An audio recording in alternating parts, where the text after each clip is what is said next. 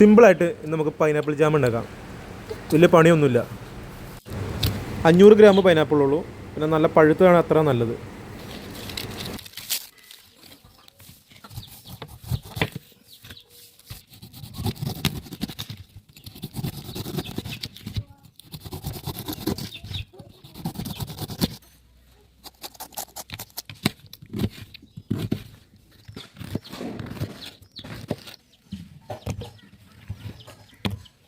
നന്നായിട്ട് മിക്സിയിലടിച്ച് ഇതുപോലെ ആക്കിയെടുക്കണം.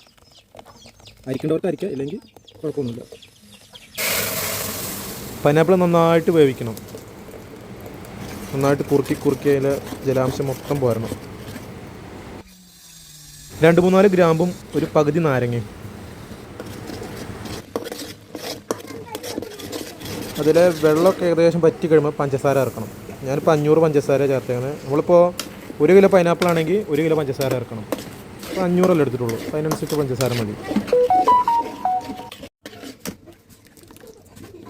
പിന്നെ ഇതിനകത്ത് ഗ്രാമ്പു എടുത്ത് കളയണം. അത് കഴിഞ്ഞിട്ട് നാരങ്ങ നീര് ഒഴിച്ച് നന്നായിട്ട് വറ്റിച്ച് 1.5 മണിക്കൂർ വാങ്ങി വെക്കണം. അത് കഴിഞ്ഞാൽ കിടിലൻ ജാമായി. ബ്രെഡിൻ്റെ ഒപ്പോ പ്രോട്ടീൻ്റെ ഒപ്പോ എന്തിൻ്റെ ഒപ്പം വേണം കഴിക്കാം. അടിപൊളിയാണ്.